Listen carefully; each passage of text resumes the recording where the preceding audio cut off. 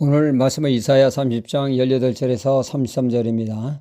창조 이후 사람들은 급격히 타락을 했습니다. 드디어 인내하시던 하나님께서 물 심판으로 이 세상을 심판하셨죠.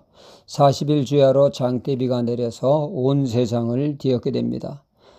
이는 그들의 죄악의 넘침으로 하나님께서 심판하신 것이죠.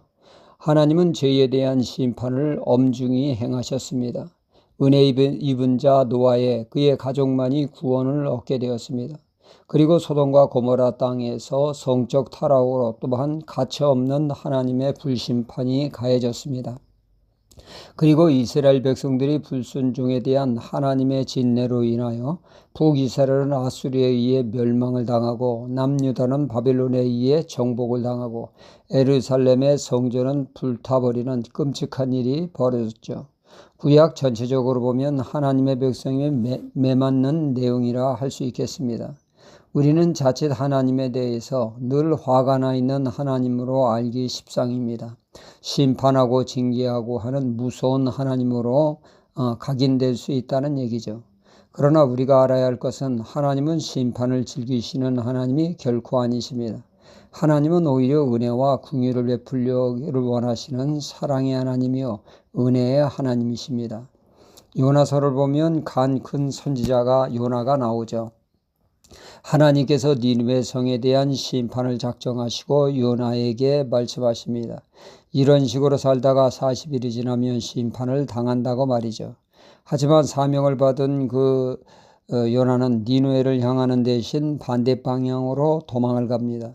그런 그를 하나님께서는 버리지 아니하시고 광풍을 보내 요나로 하여금 물고기 뱃속에서 회개하여 다시금 사명을 감당케 하십니다.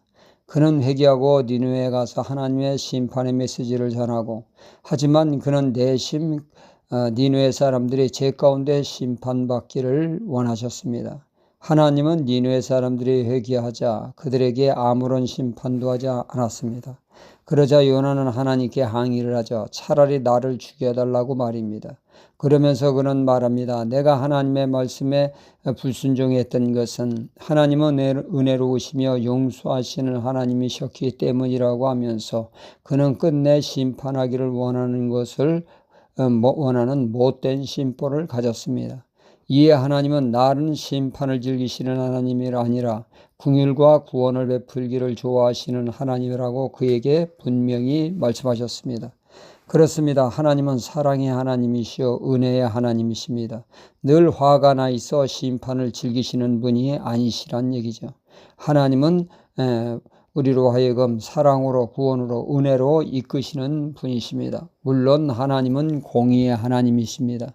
죄에 대해서 엄중히 죄값을 물으시는 하나님이시죠. 그런가 하면 사랑이 많으신 하나님이십니다. 이를 잘 보여주는 사건이 바로 십자가 사건이 아니겠습니까? 죄에 대하여 반드시 죄값을 물으시는 것을 십자가를 통하여 우리는 보게 됩니다. 그리고 믿는 그들에게 죄의 문제를 또한 십자가에서 해결해 주시고 하나님의 생명을 주어 하나님의 자녀가 되게 하는 부활로 이를 증명하셨습니다. 요한복음에서 우리는 하나님은 세상을 이처럼 사랑하사 독생자를 주셨으니 이는 저를 믿는 자마다 멸망치 않고 영생을 얻게 하려 하심이라 말씀하고 있습니다. 오늘 말씀 18절에 여호와께서 기다리시나니 이는 너희에게 은혜를 베풀려 하시며 일어나시리니 이는 너희를 긍휼히 여기려 하심이라 말씀하고 있습니다. 하나님은 사랑이 많은 하나님이십니다. 이 하나님을 모시고 오늘도 하나님의 품 안에서 은혜의 삶을 살아야겠습니다. 할렐루야.